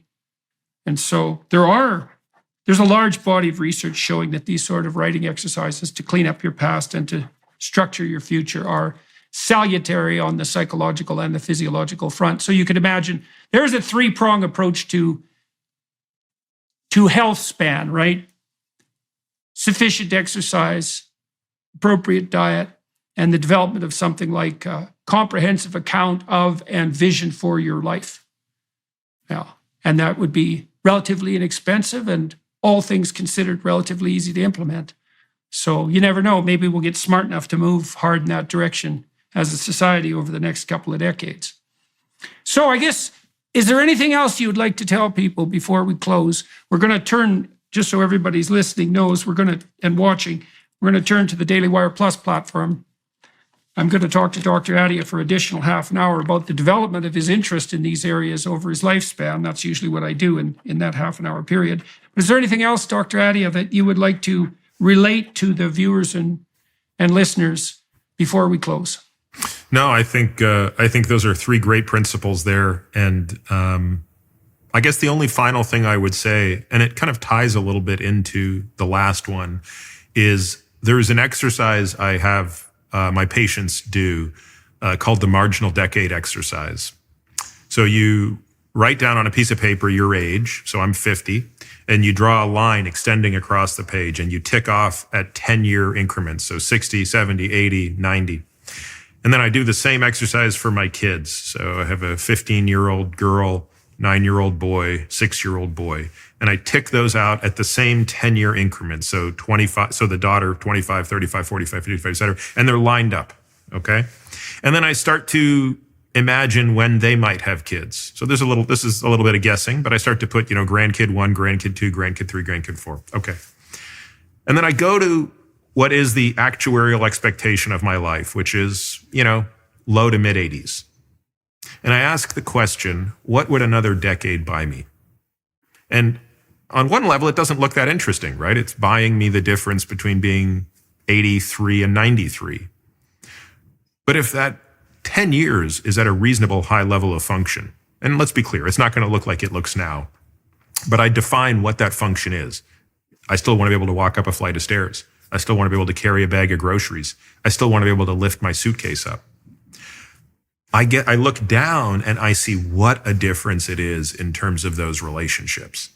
It's a profound difference in the decade of that person's life and my ability to be a part of that life and for them to be a part of my life.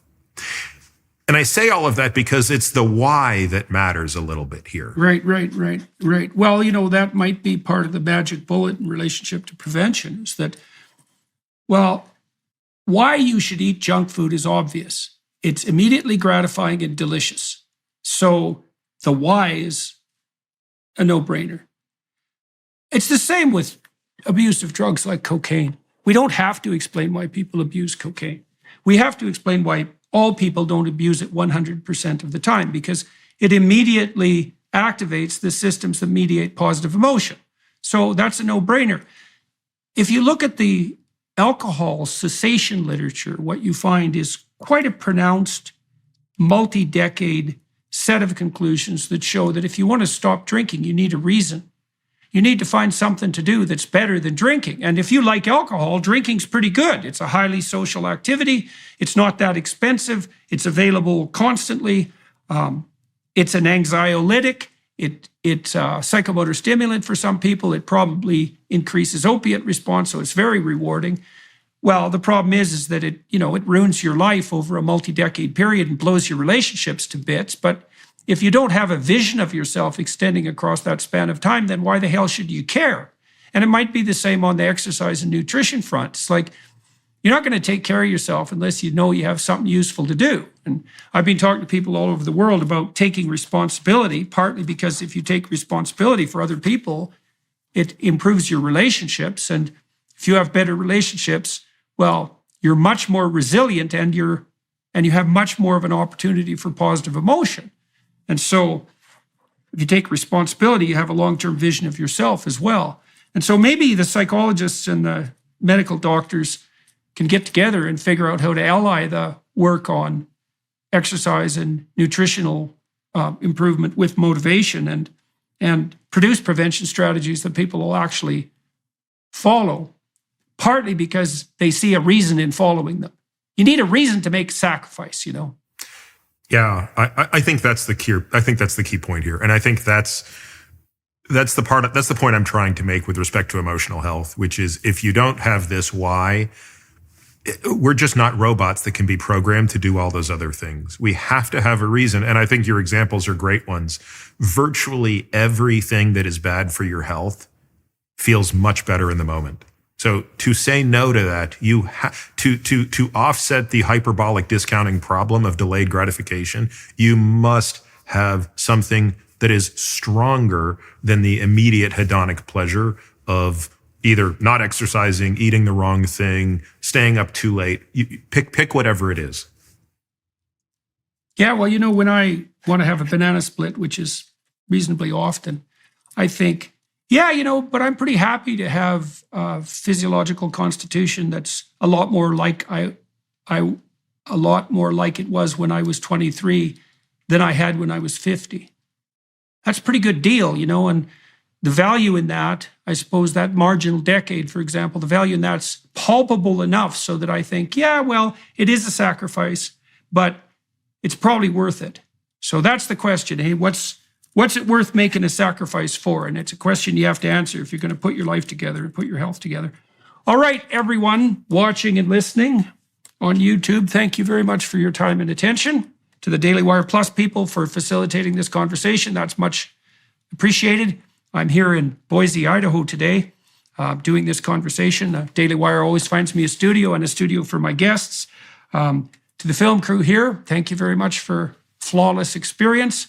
Dr. Attia, it was very good of you to talk to me today. I wish you the best of luck with outliving the book and in your own life. And I would also encourage those who are listening to continue to follow our conversation on the Daily Wire Plus platform, where we'll talk for another half an hour on more biographical and personal issues. Thanks very much, everybody. Thanks, Dr. Attia. It's good to meet you. Thank you so much. Hello, everyone. I would encourage you to continue listening to my conversation with my guest on dailywireplus.com.